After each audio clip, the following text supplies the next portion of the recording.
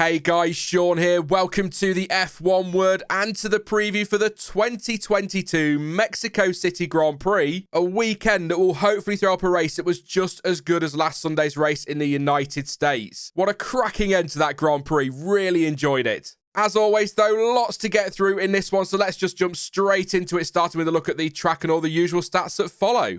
So last time out, F1 was in Austin for the United States Grand Prix, where Red Bull clinched their 5th Constructors' World title. But now it is on to Mexico City for round 20 of the championship season. A lap of the Autodromo Hermanos Rodriguez is 4.304 kilometers long, that is, if you prefer, 2.674 miles, and is made up of 17 corners with 71 racing laps scheduled for Sunday.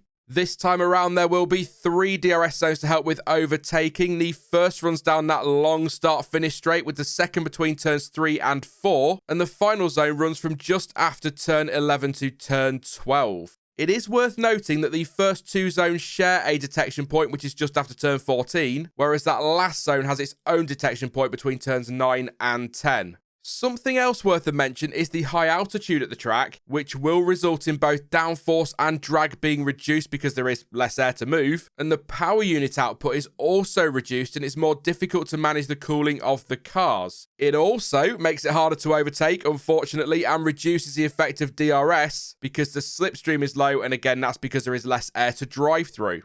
The race lap record is a 1:17.774, and that was set by Valtteri Bottas last season. The Finn, of course, starting on pole position before being hit and spun round by Daniel Ricciardo at the first corner, leaving Max Verstappen, who made a bold move around the outside of the 2 Mercedes at that first corner to take the win, leading home Lewis Hamilton and Sergio Perez. I'm really looking forward to this one. I know I say that for most of the races, but I also really can't believe we're at this stage of the season already. Just 3 more races to go in 2022. And wouldn't it be great to see Sergio Perez take the win at his home Grand Prix? And if he were to pull that off, it would end up being his 3rd Grand Prix victory of the season. Hang on a second, 3 races left, win number 3 of the season for Checo, who sits P3 in the standings right now. This is all way too much of a coincidence because it just so happens there are also 3 dry tyre compounds available across a race weekend. Oh yes, it is tyre talk time.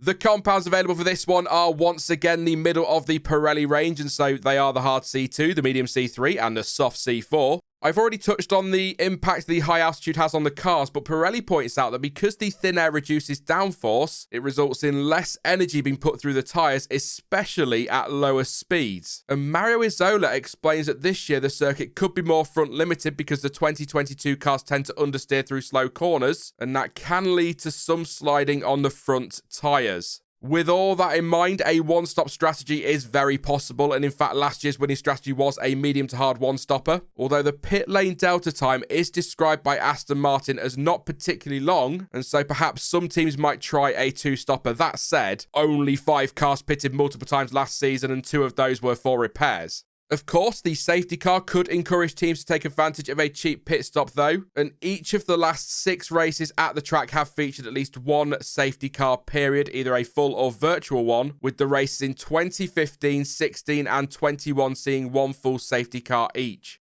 The weather could also play its part in strategy, partly because there can be quite a bit of temperature variation during the day in Mexico, which will affect tyres, but also because rain is forecast for Friday night, which could give us a green track for FP3 and qualifying, so potentially one of those sessions where drivers will want to be the last across the line to take full advantage of the best track conditions. However, Friday's running is set to be dry with highs of 24 and 26 degrees for FP1 and FP2 respectively. The final practice session is expected to stay dry as well with highs of 22 degrees. And although it is more likely than not that qualifying will stay dry, there is still around a 25% chance of a shower with temperatures set to hit 23 degrees. Sunday, though, is currently forecast to be dry with highs of 24 degrees in time for lights out. As always, though, that is the forecast at time of recording, and so it could all change by the time we get to the weekend.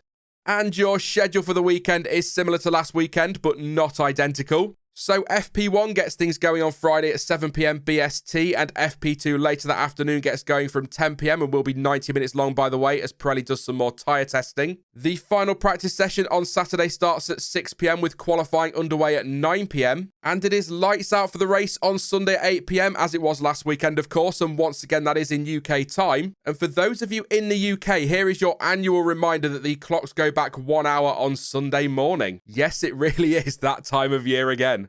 Now, no flashback this week, but before I get onto my predictions, I just want to run through some news and things to note ahead of this weekend. First up, we will once again see some driver changes for FP1. Jack Doohan will make his F1 race weekend debut on Friday for Alpine, taking Esteban Ocon's seat for the first practice session. Liam Lawson will be driving Yuki Tsunoda's AlphaTauri as he gets his second run of the season, having taken part in FP1 at Spa. Logan Sargent will once again be behind the wheel of a Williams on Friday, and he will be taking Alex Albon's seat for practice 1. And as mentioned last week, Pietro Fittipaldi will be driving the Haas during Friday morning's session, with a second outing still scheduled for Abu Dhabi. Alpine will protest the 30-second time penalty handed to Fernando Alonso following a protest from Haas after the race in Austin on Sunday. The penalty was awarded because the FIA stewards deemed his car had been running in an unsafe condition after losing a mirror that came loose following his crash with Lance Stroll, the penalty dropping Alonso from P7 to P15. Potentially some crucial points lost there for Alpine. The team announced the decision to protest the protest, saying it was made after the deadline for protest had passed. I bloody love this sport. And Alpine's case will be heard at 6 p.m. on Thursday in Mexico, so keep an eye out on socials for news on what is decided. On Wednesday, Audi confirmed that it has entered into a strategic partnership with Sauber as the manufacturer prepares to enter F1 in 2026. Audi also plans to acquire a stake in the Sauber group, Sauber becoming the manufacturer's factory team from the start of the new regulations, and will use the power unit that is set to be developed by Audi. Sauber, though, will continue to build and develop the car and be responsible for race weekend operations. The team, whose current deal with Alfa Romeo ends at the end of next year, will compete in 2024 and 2025 using the Sauber name and will continue to use Ferrari power units.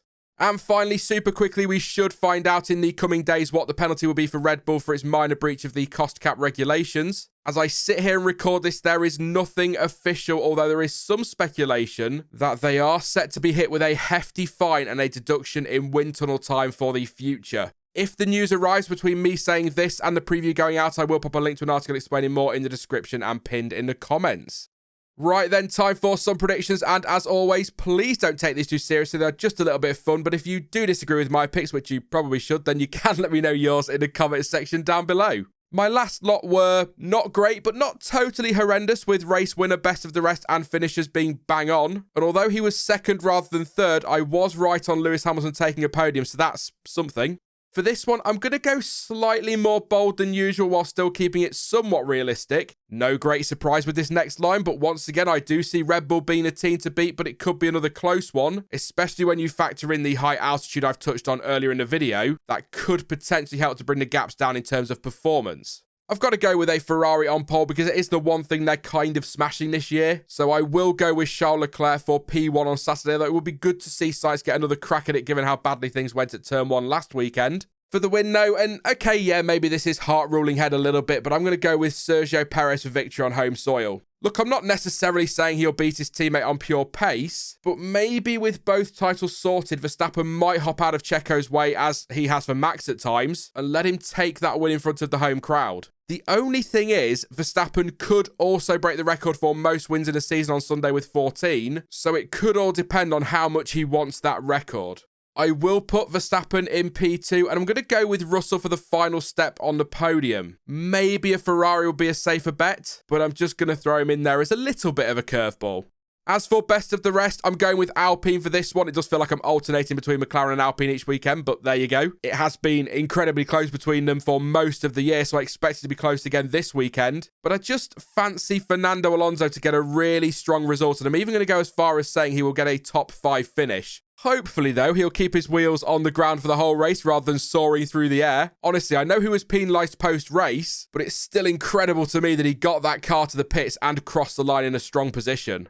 As for a few bolder picks, I'm going to go with Alex Albon making Q3. As I said last week, we know that Williams is slippery in a straight line. I'm also going to say that Zhou Guanyu will snatch a top 9 finish. And, as is almost tradition now, I'm backing Sebastian Vettel for points on Sunday. Aston Martin are on a hell of a roll, really. Certainly compared to how their season's got up to this point. And I want to see Seb score at every race between now and the end of the season. How realistic that is, we shall see.